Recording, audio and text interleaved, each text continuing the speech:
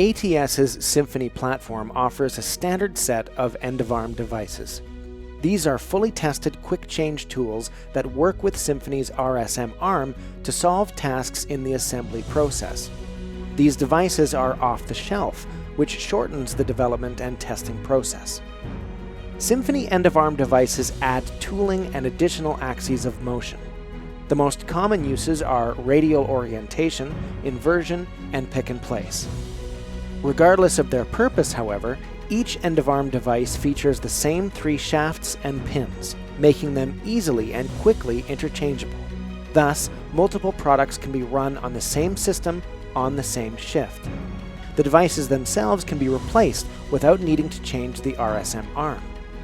Because the end-of-arm devices are so easily and rapidly replaced within the system, they offer opportunities to nimbly respond to changing market conditions. This makes Symphoni a low-risk, low-cost solution that can greatly increase asset utilization as well as improve time to market.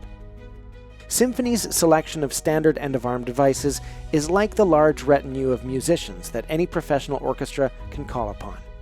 Cellists and violinists who are not just excellent performers, but experienced with that particular orchestra.